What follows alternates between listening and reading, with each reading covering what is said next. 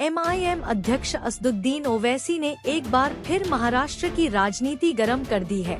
उन्होंने कहा कि आने वाले लोकसभा चुनाव में वह अकोला में वंचित बहुजन आघाड़ी के अध्यक्ष व लोकसभा उम्मीदवार प्रकाश आंबेडकर को MIM की ओर से पूरा समर्थन करेंगे। हम वो सोच रखते हैं कि दलितों की भी सियासी लीडरशिप बने, और अगर प्रकाश आंबेडकर साहब के अकोला से कामयाबी होती है तो यकीनन इसमें पूरे दलित समाज का, वंचित समाज का फायदा होगा। मैं यहां से ठहर कर हमारे अकोला के मजलिस के जिम्मेदारों से ये गुजारिश करता हूं कि आप प्रकाश आंबेडकर साहब के हक में अपने वोट का इस्तेमाल करिए, और औरंगाबाद में आप इम्तियाज जलील के हक में अपने वोट का इस्तेमाल करिए। असदुद्दीन ओवैसी ने एक बार फिर कहा कि उनके मरने के बाद उनकी कब्र औरंगाबाद में ही होगी और संभाजीनगर के लोग उनके जनाजे को कंधा देंगे। मुख्तार अंसारी पर बात करते हुए असदुद्दीन ओवैसी ने कहा कि मुख्तार अंसारी को स्लो पॉइजन देकर मार दिया गया। आपने देखा मुख्तार अंसारी को जहर दे दिया गया। ये गए लोग जाकर मिले मुख्तार अंसारी के अफराद खानदान से, स्लो पॉइजन दे दिया गया, मुख्तार अंसारी शहीद हो गए।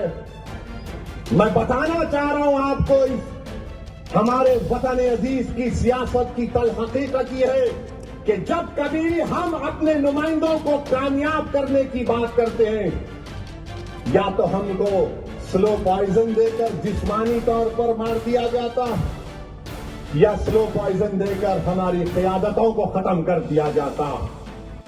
मराठा आरक्षण के लिए लड़ाई लड़ने वाले मनोज जरांगे पाटिल को भी असदुद्दीन ओवैसी ने प्रोत्साहित किया और कहा कि मनोज जरांगे पाटिल ने केंद्र से लेकर राज्य के सभी नेताओं को मराठा आरक्षण के लिए नींद से जगाकर परेशान कर दिया। एक दुबला पतला शख्स अपने समाज की इंसाफ के लिए मोदी की नींद को हराम करके रख दिया, अमित शाह के पेट में दर्द पैदा कर दिया, देवेंद्र फडणवीस को पेट में दर्द हो गया, शिंदे परेशान, उद्धव ठाकरे को समझ में नहीं आ रहा। ये जरंगे पाटिल ने जो जादू किया है, अपनी कम्युनिटी के लिए मैं सलाम करता हूं उस शख्स को। असदुद्दीन ओवैसी इन दिनों छत्रपति संभाजीनगर के दौरे पर है और वह सांसद इम्तियाज जलील के प्रचार में व्यस्त है।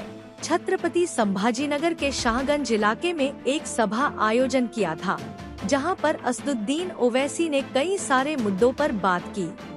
कल किसी एक शायर ने क्या खूब कहा था कि हम ना बाज आएंगे मोहब्बत से, जान जाएगी और क्या होगा। अरे कम से कम जब चले जाएंगे तुम्हारे कंधों पर इसी औरंगाबाद की किसी जमीन में, तो कोई ये तो नहीं कहेगा कि असदुद्दीन ओवैसी बुज़दिल था, कोई ये तो नहीं कहेगा कि असदुद्दीन ओवैसी हमारे लिए लड़ने और मरने वाला नहीं था, कोई ये तो नहीं कहेगा कि असदुद्दीन ओवैसी ने हमारे जज्बात का सौदा किया।